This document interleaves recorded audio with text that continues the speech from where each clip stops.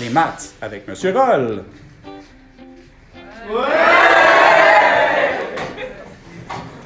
Bonjour. Donc, encore dans la section des paramètres, nous allons nous servir des paramètres pour faire des graphiques cette année avec ce qu'on appelle la méthode des points de base. En fait, la méthode des points de base, c'est qu'on va associer chacun des points de la fonction de base à un point de la fonction transformée par la formule que vous avez découvert dans notre activité de Desmos. Donc ici, l'idée en fait, on va y aller avec donc ce qu'on vient de dire, avec la forme canonique, chaque point d'une fonction de base est transformé en un point de la fonction transformée. Ça, on le sait déjà. Une fonction de base, par exemple, f de x est égal à la fonction de x. Dans cette fonction-là, le a vaut 1,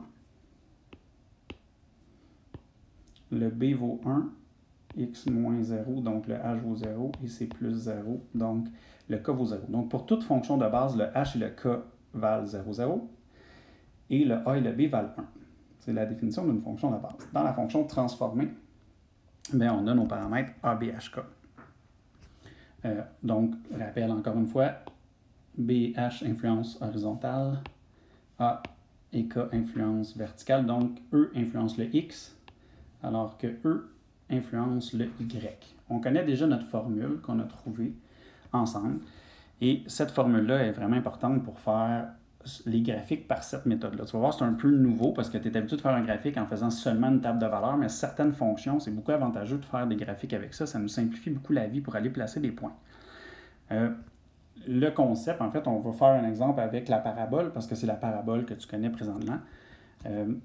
Ça marche avec toutes les fonctions. Donc, toutes les fonctions qu'on va voir cette année, on peut toujours faire le graphique par cette méthode-là. Et beaucoup de fonctions, c'est avantageux de le faire avec cette méthode-là. Donc, on va y aller avec un exemple. Avec la méthode des points de base, fait le graphique de g de x est égal à moins 1 quart, entre parenthèses, 3x moins 6 au carré plus 1. Bon, là, si tu te dis, cette fonction-là n'est pas en forme canonique, bien excellent, parce que si tu regardes la forme canonique, si on a bx moins h, alors que là, on n'a pas de parenthèse, on a bx, le moins h n'est pas mis en évidence dans une parenthèse, donc il faut le mettre en forme canonique pour pouvoir utiliser cette formule-là. Parce que sinon, en fait, on a le bon b, mais présentement, ça, c'est pas le h, parce qu'elle n'est pas en forme canonique.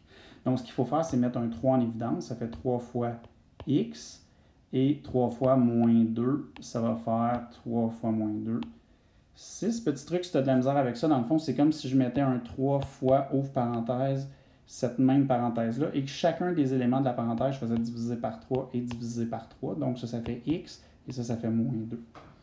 Okay, donc, petit truc pour le faire. Donc, première chose à faire, obtenir la forme canonique. Donc, maintenant qu'on a la forme canonique, on peut identifier nos paramètres, soit le a, le b, le h qui vaut 2 parce que c'est x moins la valeur du h, et le k qui vaut 1. Donc, j'ai mon ABHK qu'on a identifié.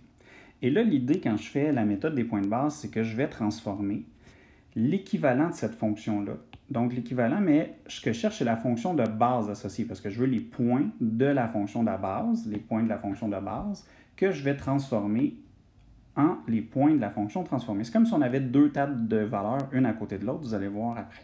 Donc, ici, en fait, si tu regardes une fonction de base, c'est la même chose que la fonction transformée, mais où le a vaut 1, le b vaut 1, le h et le k valent 0.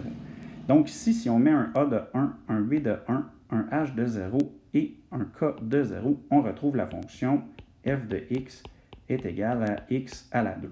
Et ça, c'est notre fonction de base qui est associée à cette fonction-là. Donc chaque fonction qu'on va dessiner par fonction transformée, il va falloir se référer au point de base de sa fonction de base associée. Donc, ici, la fonction de base associée est f de x est égal à x à la 2. Et ça, on connaît déjà notre graphique parce que c'est une fonction que tu as faite l'année dernière. Faites les points, tu as 0, 0, 1, moins 1, 1, 1, 1, 2, 4 et moins 2, 4. Et pourquoi j'ai pris ces points-là? En fait, parce que j'aurais pu prendre 3, 9 et moins 3, 9, etc. Tous ces points-là, c'est les points qui font partie de la fonction de base.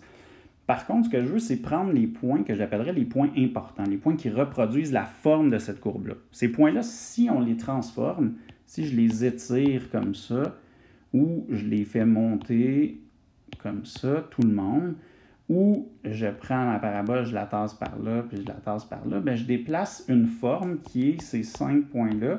Et ces 5 points-là, une fois étirés, vont quand même donner la forme de la parabole. Et c'est ça qui nous intéresse, donc, de choisir les points qu'on va appeler les points importants. Donc, ça ici, je t'ai écrit que c'était les points importants pour reproduire la forme. Chaque fonction, on verra, à chaque fonction, on en discutera pour voir c'est quoi les points qui sont les points importants de cette fonction-là en particulier. Donc là, on peut dire maintenant qu'on peut utiliser, non pas on peut dire, mais on peut utiliser notre formule de point transformé. On va retourner voir nos paramètres ici. Donc, on sait que la formule de point transformé, c'est x sur b plus h, virgule ay plus k. Donc, ce qu'on a à faire, c'est simplement aller placer notre b ici. Donc, le b, c'est 3. Ça veut dire que ça va être x sur 3, plus le h. Donc, mon h ici, il vaut 2, donc ça va être plus 2. Mon a vaut moins 1 quart, donc ça va être moins 1 quart fois le y, plus le k, donc plus 1. Et ça, c'est ma formule pour transformer les points. Et les points que je vais aller placer dedans, parce que je transforme des points. Contrairement à ce que tu es habitué de voir, où tu as une table de valeurs, on choisit des x, on calcule des y. Parce que ça se fera aussi, faire le graphique de cette fonction-là, en faisant une table de valeurs, en choisissant x, y, ou, pardon, le x ici, puis l'autre, ce serait g de x, puis disant, bien, si x vaut 1, là-dedans, bien là, je mets 1 ici, là, je fais le calcul, et la valeur du y, on la trouverait. Mais, tu vas voir, l'avantage, c'est qu'en faisant cette méthode-là, on va trouver la même forme que ça qui va être déplacée. Dans le fond, on va trouver l'emplacement de ces 5 points-là une fois qu'ils seront transformés. Et les points de base ici, je vais aller les placer dans la colonne ici. Quand je dis les points de base, c'est les points associés à la fonction de base ou les points importants de la fonction de base. Donc, c'est les points dans ce cas-là de x à la 2. Je vais aller les mettre là. Donc, les points que j'ai choisis pour faire la bonne forme, c'est moins 2, 4, moins 1, 1, 0, 0, 1, 1 et 4, 2. Ça, ce n'est pas le graphique qu'on va faire. Le graphique qu'on va faire, c'est ce qu'on va transformer. On va aller calculer ici quels sont les points transformés. Bon, pour calculer un point transformé, premièrement, chacun de ces points-là va devenir un autre couple. Okay? Ça veut dire que chacun des points va être transformé en un autre couple. Et comment ça fonctionne pour transformer un point en couple? C'est je prends le moins 2 ici, je le passe dans le x. Le x dit qu'il devient ceci. Donc, je mets le x dans l'autre formule. Ça fait moins 2 divisé par 3. Donc, moins 2 sur 3, c'est moins 2 tiers, plus 2. Bon, 2, ce n'est pas des tiers, mais 2 en tiers, on sait que c'est 6 tiers. Donc, ça fait moins 2 tiers plus 6 tiers, ce qui fait ici 4 tiers. Okay? Ce qui veut dire que mon premier point ici va être 4 tiers en x. Et le y, quand je passe 4 dedans, bien, ça met 4 ici. Moins 1 quart fois 4, ça donne moins 1. Moins 1 plus 1, ça donne 0. Donc ici, ça va être 0.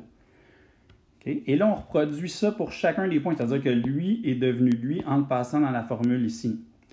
Celui-là va devenir celui-là. Moins 1 dans le x, moins 1 dans le x, moins 1 tiers, plus 6 tiers. Ça veut dire que j'ai 5 tiers ici. Et là, avec le 1 ici, ben, on a moins 1 quart fois 1, ça fait moins 1 quart, plus 1, donc 3 quarts. Et on a le prochain point. 0, 0, ben, c'est facile à calculer. Ça veut dire qu'on a pas le x vaut 0. Donc 0 plus 2, ça fait 2. Et le y vaut 0. 0 plus 1. Donc ça fait 2, 1. Et les deux derniers points, tu seras capable de les calculer. Ça fait 7 tiers, 3 quarts et 8 tiers, 0. Important à remarquer parce qu'on est dans une parabole puis qu'on a pris cette forme-là qu'on veut transformer. Bien, c'est certain que de la manière qu'on a placé nos points ici et ici, ça veut dire que les y de ces deux points-là devraient être pareils. Ici, ça veut dire que les y de ces deux points-là devraient être pareils. Puis ici, on devrait avoir le sommet qui devrait être notre HK à remarquer. Bon, maintenant, ça, on avait dans ça le graphique en rose que je t'ai mis avec des couleurs de la fonction de base associée. Ce n'est pas lui qu'on veut faire. Lui, on le connaît déjà. On est parti de ce dessin-là pour le transformer. Et le dessin qu'on a maintenant à faire, c'est celui-là. Ça, c'est le nouveau graphique. Et si on avait fait une table de valeurs, puis qu'on avait mis x est égal à 4 tiers, qu'on avait choisi un 4 tiers par hasard, bien, on aurait calculé un y de 0. Et on aurait pu faire la même chose, c'est juste qu'on n'aurait pas choisi ces valeurs-là. Et l'avantage de choisir ces valeurs-là, c'est quoi? C'est que quand tu vas aller les placer dans un graphique, j'ai choisi ma graduation, c'est ça qui va changer un peu comment on va faire nos graphiques. Donc, ici, j'ai choisi 1/3 de graduation parce qu'ici, c'est des bons par tiers. J'ai choisi 1/4 de graduation parce qu'ici, ça va être facile à placer. J'aurais pu choisir d'autres choses. L'idée, c'est de représenter ces 5 points-là assez précisément. Et là, je vais aller placer mes points. Donc, 1/3, il faut que je me rende dans 6 cases pour placer 2. J'essaie de voir tous mes points en même temps. Et là, une fois que j'ai placé 2, pourquoi j'ai placé 2? Parce que c'est le X de ce point-là et le Y, c'est 1. Donc, 1, c'est 4 cases ici. Donc, je vais aller placer mon premier point qui est 2, 1, qui est là. Une fois que j'ai placé ce point-là, je vais aller placer les autres points. Okay, ici, j'ai placé 5 tiers et 7 tiers. Je savais que 2, c'était 6 tiers, donc 5 tiers, c'est là. Et 7 tiers, c'est là. Et dernier point à placer, 4 tiers et 8 tiers. Donc, un autre ici à 0 et ici à 0. Et je vais avoir ces deux points-là, ce qui donne ma fonction transformée. Juste important, c'est un graphique à représenter. Toujours couvrir la zone graphique au complet. Donc, je ne peux pas arrêter mon graphique avant ici, comme présentement sur la zone graphique. Et j'ai nommé mes axes X. Et la fonction que j'ai dessinée, c'est bien la fonction transformée qui se nomme g de x. Okay. Et là, en dessous de ça, tu vas avoir un fichier PDF. Juste en dessous du vidéo sur le site, tu as un fichier PDF avec 2 exercices que tu peux aller faire. La première page, c'est la question. Les 2 pages après, c'est le corrigé. Donc, je t'invite à aller essayer ça. N'oublie pas, tu devrais associer chaque fonction transformée à la bonne fonction de base.